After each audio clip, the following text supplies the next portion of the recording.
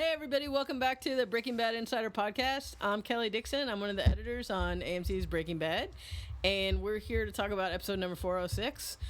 Today, I'm with my co-host, Vince Gilligan. Hello.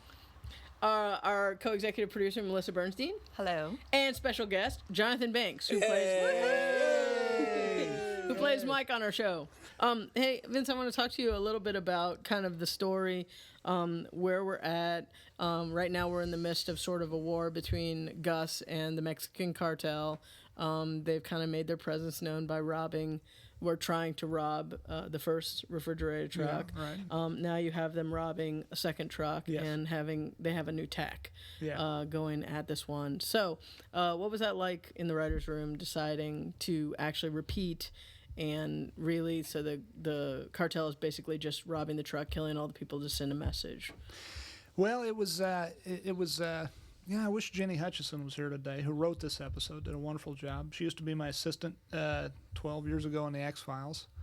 She's out running. I think she and her boyfriend Andrew are running 12 miles today. They're training for a half marathon, so she's out, as we speak, running her butt off somewhere.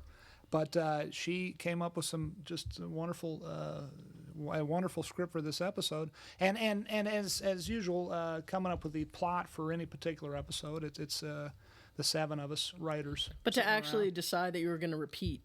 Well, I mean, it just seemed like a fun thing to.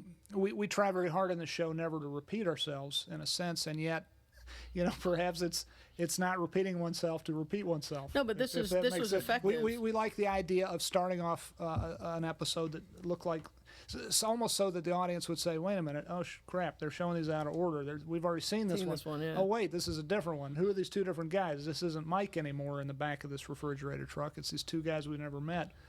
Okay, things are going to get robbed. We've seen this before, except that we see that the cartel has learned their lesson from when Mike bested them 2 episodes prior to this one, and now we see the cartels getting the upper hand. So it I don't know, as with any other scene, it seemed like a fun way to get into the episode. Can I ask a question of Jonathan? Of course. So this, I think, 406 is a really interesting episode in terms of Mike's relationship with Jesse. Yeah. And he watches this scene take place outside of the meth house where, Jesse's does something pretty clever and ends up making some progress, and then there's those 2 scenes in the diner. What are your thoughts on how that relationship is changing? Good question, Melissa. Well, it's really hard sometimes because maybe I'm not that bright. It's hard to take Jonathan Banks's values and Mike. I don't know if Mike would even want to hang out with Jonathan Banks, but Who wouldn't want to hang out with Jonathan? I like him, and I'm not sure. Vince and I have talked, and you got to tell me an image of somebody. You say, this guy works by the hour. It's just I want to know, when you were talking about the image of somebody that flies up, and I'll answer the question in a second. But an image of somebody out of your life, and obviously, he didn't have to be a killer, he didn't have to be this, but who was the image of that guy? Of that hourly worker that was there no matter what, doing it, was good to his word. Well, I can't think of someone like that. I wish I could, but I do in more general terms. I think of Mike as being a man who did not set out to be a criminal or to represent the interests of criminals in the way that he does. But I think he's a man who has a moral code, a man who believes in what he believes in, a man who stands by his friends and is loyal.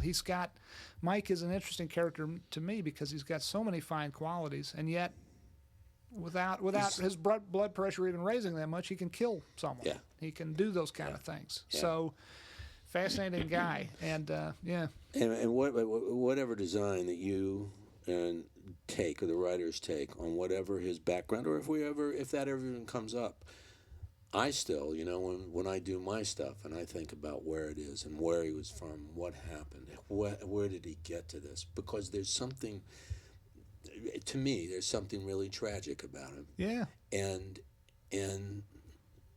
I don't know either. Yeah. But yeah. I like the way you put that, though. I like that. Jesse, a diner. Sorry, I didn't mean to go not off. at all. Aaron didn't want to eat his meatloaf, as I recall. What a pain in the ass he is. So I think even depicting him as complaining about Impossible anything, order. he was just like, maybe next time it doesn't have to be meatloaf. That That might have been his critique. I don't blame him. Oh my That God. meatloaf didn't look particularly. Yeah, but he never said delicious. anything to me. Aaron never complains. No, he never does. Ever. Except Ever. about the I do meatloaf. the complaining for all of us. I go, Jesus, what the hell are we doing out here? God. Anyway, just feeding him, you know? I mean, there's no way that you get around at my age because, listen, this guy could easily be my son. And you see somebody in trouble. I mean, I don't know. I don't know what to say other than that scene comes very naturally for Aaron and I truly, and yeah, you know what I'm You're saying. great in that scene. You both are so great in that scene. Just sitting in the car, waiting in front of the crack house, and you're offering him a sandwich, pimento cheese. Pimento cheese. Yeah, Not bad. yeah, pimento cheese is quite good actually.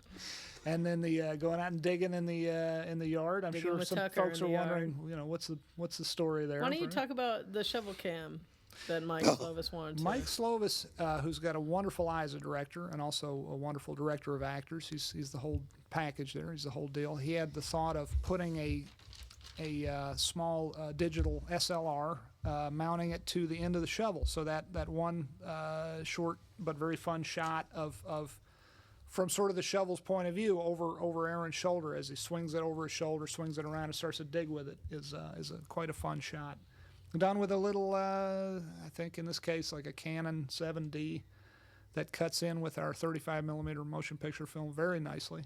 And it's a very interesting shot. And it's we live in amazing times technologically that we can get shots like that, and they don't, for the most part, don't look like video. They look like they cut in, they integrate with the motion picture film very nicely. Right. I've asked you this in the editing room when we were working on this episode a few weeks ago.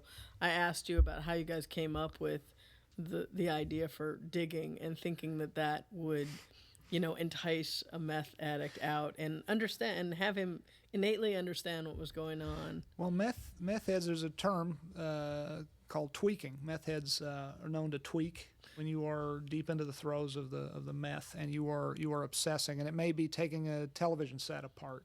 It may be picking at scabs, on your arm until they fester. There's a lot of nastiness, or it may be digging a hole to China, in your front yard. I can't remember who came up with the idea, but we just thought it'd be interesting if. Mike's got the shovel in the back of his Buick there, and the first time we see that shovel in last week's episode, we think, oh man, Mike's going to bury Jesse in the middle of this desert out by this windmill, the shovel, of course, in a show like Breaking Bad is a representation of bad things afoot. So last week it was. This week, Jesse says, "Pop the trunk, I need some," and he pulls out a shovel. We're thinking, he's going to cross the street. He's going to whack these guys in the head. He's going to kill them. No, he's not. He's not. Jesse is not a violent person. And to see Jesse use cunning and to use his personal experience on meth, it was a delightful scene that Jenny wrote. It was wonderful to watch it, see it cut together, see it working, see you actors playing it. It's a scene I'm real proud of not in a personal sense. I didn't write this one, but in a just a show, in a showrunner sense, I'm proud of the scene because it's everything the character is believably capable of doing. He's not going to go in there and whack these guys in the head. I mean, he does at the end of the scene, to save his own life, but he's not going to go in there and violent. He's not going to go in there like Rambo. He's not that guy, and he's not Einstein either. But he does have quite a bit of street smarts. Jesse does. He's no idiot, and he gets smarter with every episode, and he grows up more with every episode. And so you're proud of him in a weird way watching the scene. You're like, damn, he pulled and so it was off. Mike. Yeah, He yeah. wants to prove himself. Yeah. The two guys that played the meth heads too, they were They were great. Tucker and Tucker's buddy. Tucker, shut the door. Talk about them. You guys talk about Damon them. Harriman, who plays. It's Tucker is Blake Barris, and Damon Harriman. Does he have a name? Tucker's buddy. Jenny called him Scary Skell in the script. He never really is like given Scary a name. Spice, but more Yeah, it's meth. like Scary Spice. Yeah. Damon had the shot where he comes into camera You cut this one, right? And it's a really tough shot for focus. Yeah. So he had to do it a lot because, gotta like hit our the focus. our first AC was outside the room. He couldn't even see it. So it was one he just had to keep giving. And every time he did it. I mean, doing the focus by remote control, that little remote thing. Yeah, he couldn't even see the shot. That's tricky. And so, Damon had to do it a number of times, and every time he just brought it. It was amazing. That's tricky because you're talking about a depth of field of like an inch or a half an inch or something.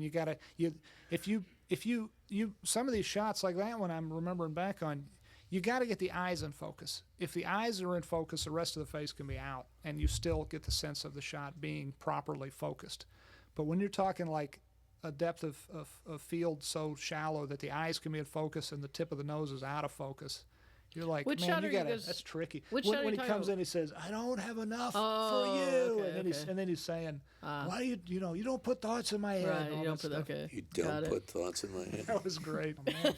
On that note, I want to thank Jonathan Banks for joining us today. Thank you, Thank Thank you you. so much, Jonathan, for coming in. Melissa, always a pleasure. Thank you. Vince, love working with you every single time. Thank you. And Yeah, great thank job. you to all you guys for shooting this video. Yeah, thank you guys. Thank you, guys. And I want to give another shout out to Mike Slovis, who directed this episode. The episode is called Cornered. Cornered, as Cornered. in four corners, Right. and as in the feeling of being cornered.